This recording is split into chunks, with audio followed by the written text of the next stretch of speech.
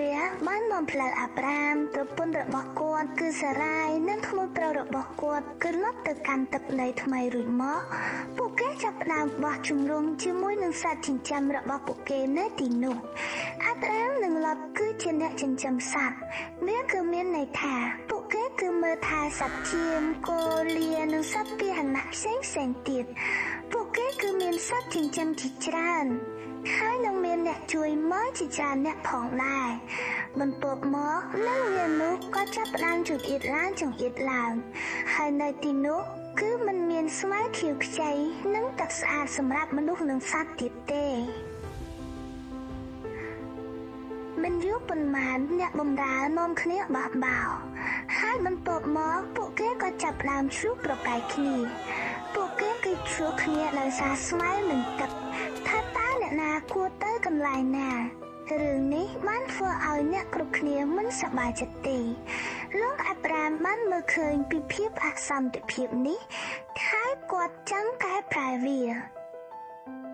អាប់រ៉ាមបាននិយាយទៅកាន់លោកថាកុំឆ្លោះគ្នាអី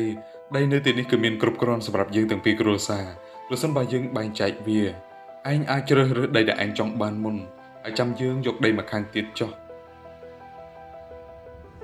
អាប់រ៉ាមមានវ័យចំណាស់ជាងវាមានន័យថាគាត់គួរតែធ្វើការជ្រើសរើសមុន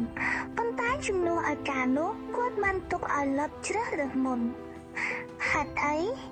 ដោយសារតែអាប់រ៉ាមមានព្រះនៅក្នុងចិត្ត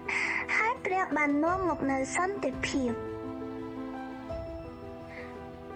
លបបានសម្លឹងមើលជុំវិញនោះហើយបានឃើញដីនៅជុំវិញទន្លេយ៉ូដានវាគឺមានស្មៅពណ៌បៃតងនិងមានទឹកគ្រប់គ្រាន់ដូច្នេះគាត់ក៏ជ្រើសយកដីនោះទៅទិសខាងកើតអាប់រ៉ាមមិនបានជំទាស់នោះទេគាត់ទុកចិត្តលើព្រះដូច្នេះគាត់បានជ្រើសយកដីកាណានបើទោះបីជាវាមើលទៅស្មូតហួតហែងនិងធម្មតាក៏ដោយ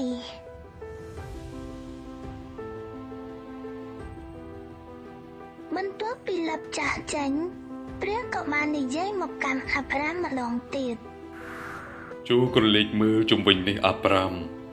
ដីទាំងនេះជារបស់ឯងក្រុមគ្រួសាររបស់ឯងនឹងរីកលូតលាស់ហើយរីកចម្រើនឡើងនឹងរស់នៅលើទឹកដីនេះជារៀងរហូត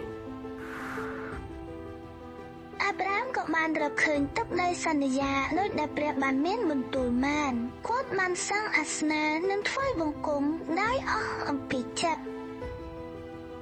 អាប់រ៉ាមបានបង្ហាញឲ្យពួកយើងឃើញថា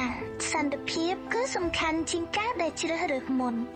គាត់បានបម្រើលបដោយសប្បុរសហើយទុកចិត្តថាព្រះនឹងមើលថែដល់គាត់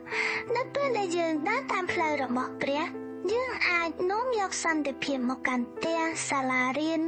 និងទំនាក់ទំនងរបស់យើងជាមួយគ្នាឲ្យល្អបាន